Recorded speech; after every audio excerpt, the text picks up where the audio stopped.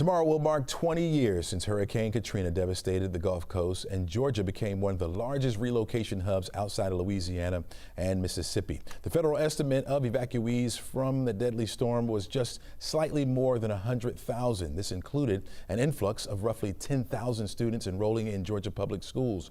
At the peak of the evacuation, 10,000 hotel rooms were occupied and 1,700 people were put up in one of 17 shelters across the Peach State. All of this resulting in an economic shakeup for Georgia in the weeks and months and years ahead. Let's take a deeper dive into this and get the latest impacts or the lasting impacts of Georgia's economy with Georgia Tech Professor of Economy, Shatakshee Dhongde. Welcome to the show. Thank you. Thank you for having me. What is the single biggest way Katrina changed Georgia's economy? I would say the one biggest change would have been in the job market as well as in the housing market for the Georgia's economy. And in what way would you say that? As you mentioned previously, Chesley, we had 100,000 evacuees come largely to Metro Atlanta. In the state, and that meant that we had schools seeing higher students, which meant that these families were going to live in different neighborhoods, and that put a pressure or excess demand on our housing market. And the second one was on the jobs, that these families, once they settled down, were looking for job opportunities. We had several job fairs offered by the city as well as the state to give them those resources to help them assimilate in the economy. And you know, obviously it was a tragedy that brought this, and when you say, you know, that influx and then, you know, it created things, seems like a positive thing, but we call it a shock. Describe the shock for the economy.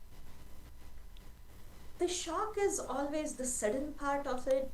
Imagine across the US, we had 1.5 million evacuees from the region. Atlanta and Georgia received about 100,000. So there is a very small timeline here where you are trying to assimilate all of those people into the state, into the economy.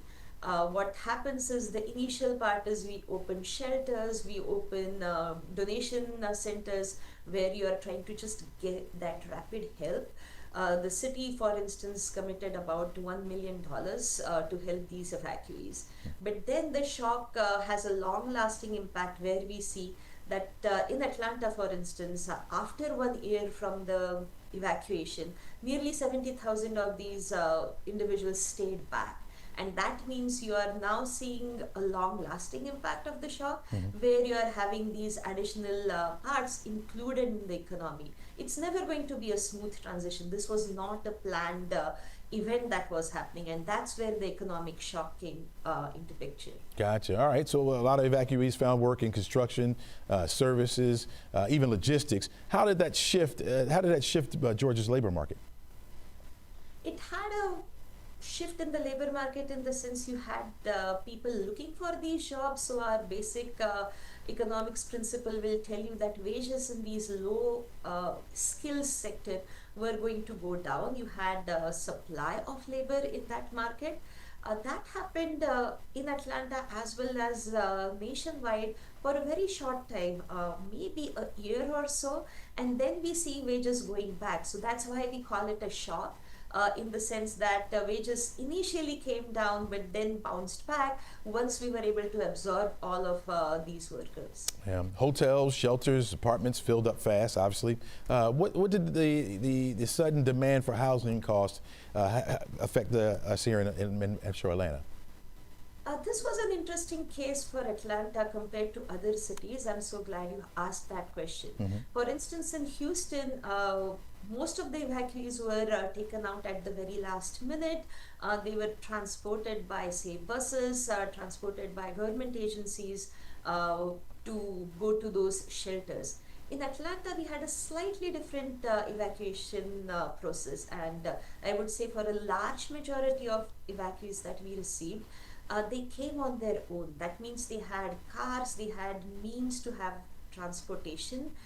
They also had a few days ahead of the disaster to occur, so they had brought with them savings and so on.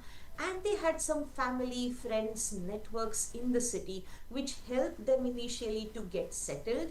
So we did not see an immediate spurt in the housing market. The housing market saw an increase in the demand in about 6 to 9 months when these evacuees decided either to go back or stay in the city.